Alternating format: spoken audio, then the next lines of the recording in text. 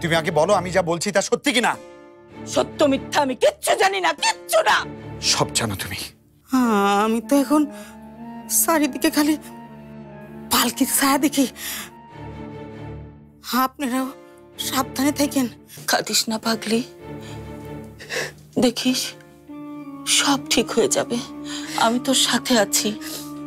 কি ব্যাপার, সবাই এভাবে আমার দিকে তাকিয়ে আছেন কেন? ভাইয়া তুমি অফিসে? এত অবাক হচ্ছিস কেন? আমার অফিসে আমি আসবো না? আপনার অফিস? আমি কি হাসির কথা বলেছি কাশফি? শুধু হাসির কথা বলবেন, হেসে গড়াগড়ি করার মতো অবস্থা বলেছেন। কাশফি,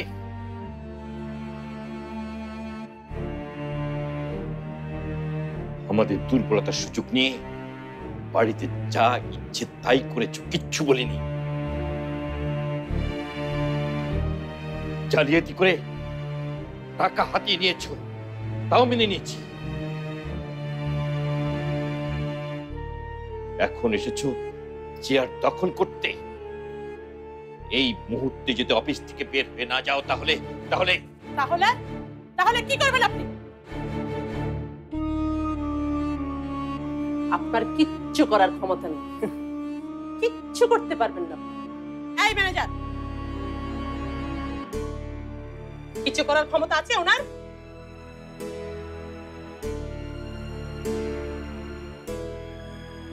নাসির,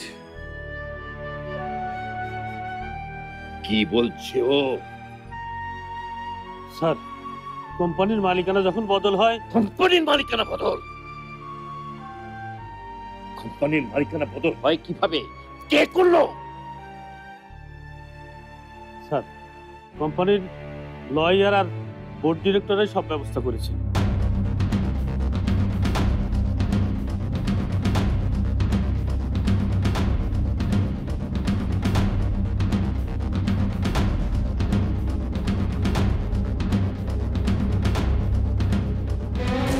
এত কিছু হয়ে গেল আর আমাকে জানানোর প্রয়োজন মনে করলে না? জানাতে চেয়েছি স্যার, অনেকবার মোবাইলে ট্রাই করেছি, অফিসিয়ালি মেল করেছি, কিন্তু আপনার কাছ থেকে কোনো রেসপন্স পাইনি স্যার। ফোন করেছো তুমি?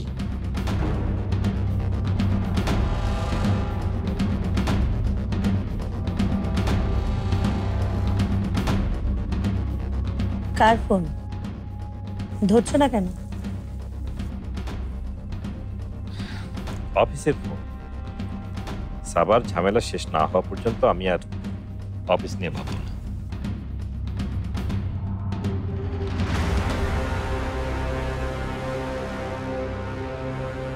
তুমি আমার এতদিনের বিশ্বস্ত, আমার বাসায় গিয়ে জানাতে পারতে। গিয়েছিলাম স্যার, কাশ্মী ম্যাডাম আমাকে দরজা থেকে বিদায় করে দিয়েছে, বলেছেন আপনি বাসায় নেই। এত বড় মিথ্যে, এত বড় অন্যায় তুমি আমাদের সাথে করতে পারলে কাশফি?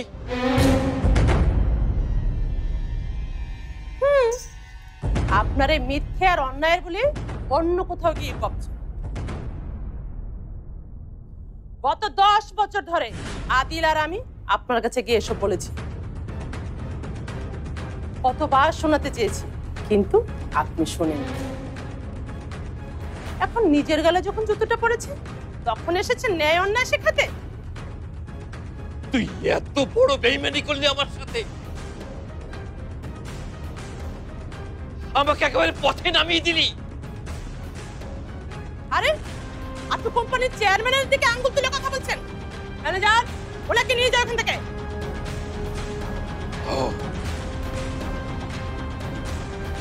তাহলে তুই এই কোম্পানির চেয়ারম্যান? হ্যাঁ, আদিল চেয়ারম্যান আর আমি প্রধান নির্বাহী। আপনি এখন যান, আমাদের কিছু জরুরি কাজ আছে। নাসির সাহেব, আজ 10টার মিটিং আমি থাকতে পারবো, আমাকে একটু পার্লারে দেবেন। আদিল থাকবে, আপনি যান। মিটিং এর সবকিছু রেডি করুন, যান। জি ম্যাডাম। হ্যাঁ শোনো আদিল, তুমি মিটিং এর সবকিছু ঠিকঠাক মতো বুঝে নিও। আমি পার্লার থেকে এসে তোমার কাছ থেকে সবকিছু ঠিক মতো বুঝে নিও।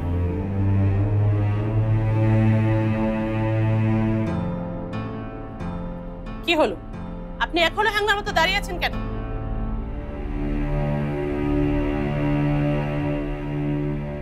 কানে কি ঠোসা পড়েছে নাকি? আপনি যান, দারোয়ানের পোস্ট খালি হলে আপনাকে জানাবো।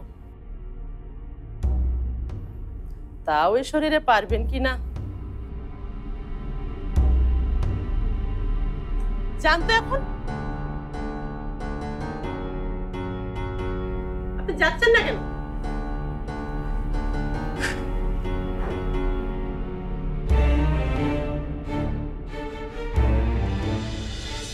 স্যার, কোম্পানির লয়ার আর বোর্ড ডিরেক্টরের সব ব্যবস্থা করেছে।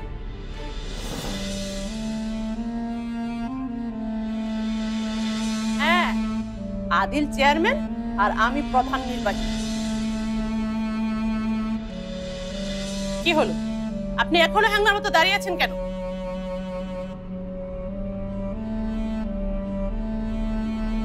কানে কি ঠোসা পড়েছে নাকি? আপনি যান, দারোয়ানের পোস্ট খালি হলে আপনাকে জানাবো। তাও এই শরীরে পারবেন কি না জানতো। এখন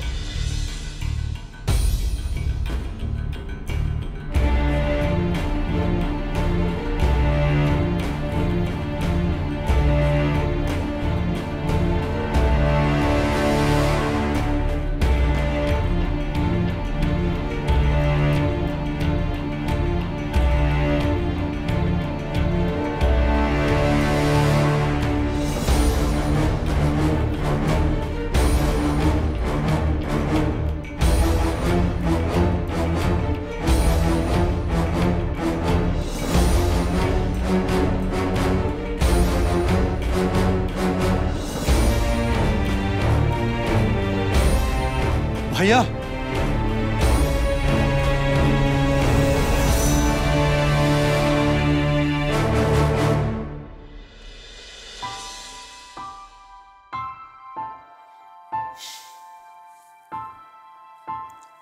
সোহেল, তুই কাল থেকে আবার অফিস শুরু কর।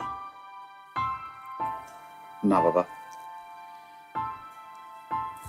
ওসব অফিসে আমি যাব না। এই অফিস সংসার কোনো কিছুতে আমার মন বসে না বাবা। তুই সব কি বলছিস? তুই এই বাড়ির বড় ছেলে, তুই যদি এরকম কথা বলিস তাহলে ফ্যামিলির কি হবে? আর অফিসটাই বা চলবে কি করে? যেভাবে চলে ওভাবে চলুক। ড্যাড, আমাকে ডেকেছিলে? হ্যাঁ,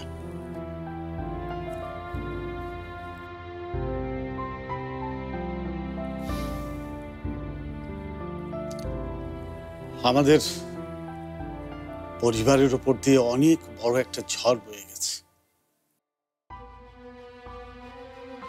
আর সেই ঝড়ে আমাদের ফ্যামিলিটা একেবারে তছনছ হয়ে গেছে। সেটাকে আবার দাঁড় করাতে হবে। আর আমি চাই এই দায়িত্বটা তোদেরকেই নিতে হবে।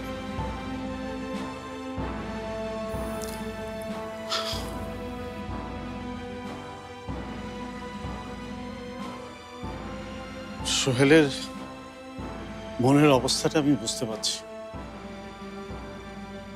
ওর এখন কিছুদিন গ্যাপ দরকার, আর আমি চাই এবার তুই পরিবারের হালটা শক্ত হাতে ধর। না না ড্যাড, আমি এই পরিবারের কোনো দায়িত্ব নিতে পারবো না। এই পরিবারের সবকিছু পাপে ভরে গেছে। এখানে ভালোবাসা নেই, কারো প্রতি কারো বিশ্বাস নেই। এখানে থাকলে আমি দম বন্ধ হয়ে মারা যাব। এসব কি বলছিস তুই?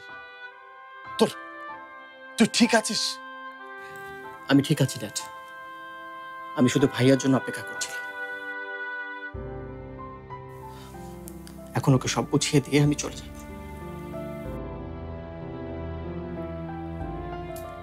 সোহেল, তুই ওকে বোঝা, ও ও পাগলামি করছে।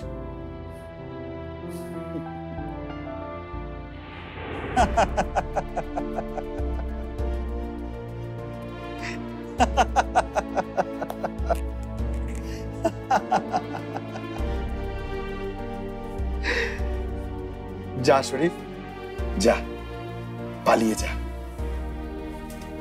পালিয়ে গেলে অন্তত বেঁচে যাবি তুই। এখানে থাকলে ধ্বংস হয়ে যাবি। আর আমি নিজ হাতে সবকিছু ধ্বংস করে দেব।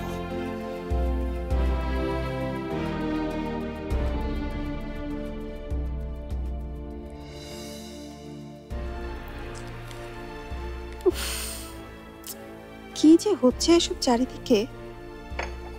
আচ্ছা আয়েশা, তোমার কি মনে হয় বলো তো, আবার আরেকটা বিশ্বযুদ্ধ লাগবে নাকি? অবস্থা কিন্তু ভালো লাগছে না। যুদ্ধ লাগলে তোমার কি? তুমি তো এই ঘর ছেড়ে এক পাও বাইরে ফেলো না, আবার জানতে এসছো যুদ্ধ লাগবে কিনা। আপনি আপনি এখানে এসেছেন কেন? আপনাকে না ভাবি নিষেধ করেছে ঘর থেকে বের হতে? ওই ঘরে একা একা থাকতে থাকতে আর ভালো লাগছে না। এই চাটা কার জন্যে? আমি খাই। আরে না না, নাজিয়া ভাবির চা। ও, খেয়ে নিন। ভাবি মনে হয় না আজকে আর নিচে নামবে।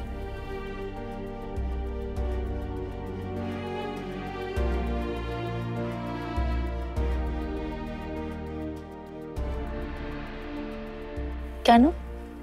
নাজিয়ার আবার কি হয়েছে? কিছুই হয়নি,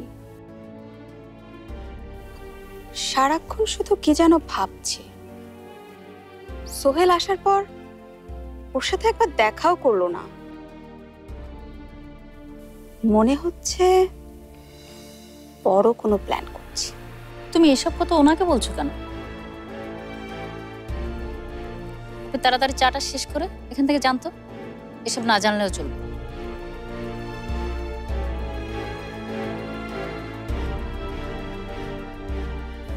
কি নিয়ে এত ভাবছে নাজিয়া? আবার কোনো ষড়যন্ত্র?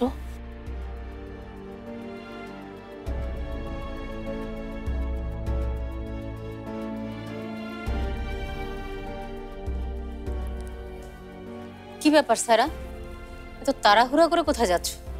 আশরাফ আঙ্কেল অ্যাক্সিডেন্ট করেছেন, ইমার্জেন্সিতে আছেন, আমাকে এক্ষুনি যেতে হবে।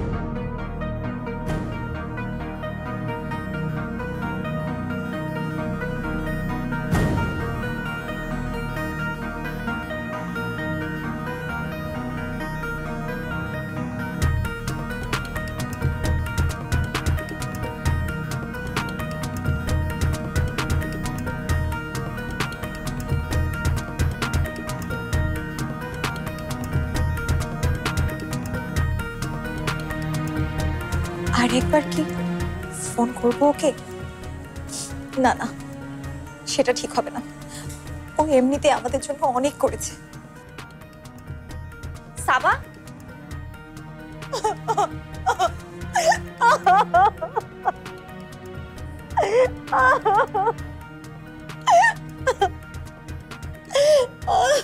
আপনি শান্ত হন।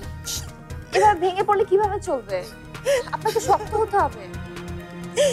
কিভাবে শক্ত হব বলেন? কিভাবে শক্ত হব? আমার আপু ওইদিকে মৃত্যুর সাথে পা চালাচ্ছে। সব ঠিক হয়ে যাবে, আঙ্কেলের কিচ্ছু হবে না। কিন্তু এসব হলো কি করে? আমি বলছি কি করে হলো।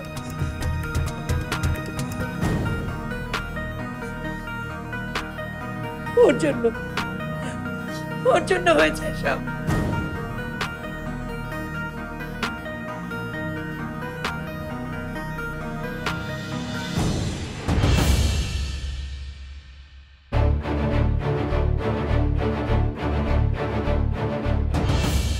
আম্মু, আম্মু এসব তুমি কি বলছো? ঠিকই বলছি, তোর জন্যই তোর আব্বুর আজকে এই অবস্থা। আমার জন্য আব্বুর এই অবস্থা? হ্যাঁ, তোর জন্যই। তুই যদি সেদিন কাশ্মীরের দলিলে সই না করতি, তাহলে তোর আব্বুর আজ এই অবস্থা হতো না। আর আজকেও যদি তুই তোর বাবাকে অফিসে যেতে না বলতি, তাহলে আজ আর ওই লোকটা এখানে শুয়ে থাকতো না। সবকিছুর জন্য তুই দায়ী। কেন যেতে দিলি তুই? কেন যেতে দিলি?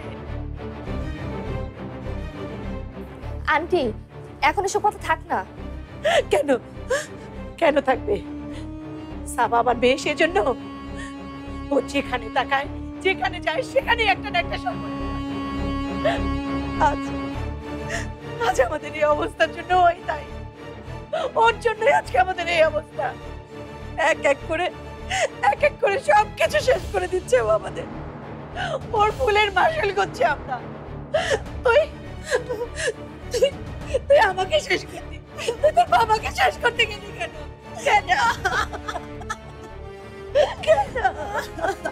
আন্টি, আন্টি কিচ্ছু শেষ হয়ে যায়নি। আপনি প্লিজ সাহস রাখুন। আমি এখন কোথায় যাবো? কিভাবে এই বিপদ থেকে বাঁচবো? আন্টি, আমি হেরে গেছি, আমার সব শেষ হয়ে গেছে। আন্টি কিচ্ছু হয়নি। আপনি প্লিজ সাহস রাখুন। আমি আপনাকে কথা দিচ্ছি, এত সহজে আঙ্কেলকে আপনাদের ঘেরে যেতে দিব না।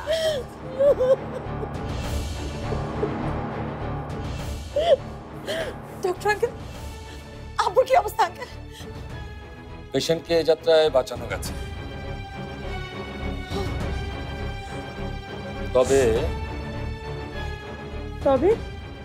তবে উনি কোমায় চলে গেছে।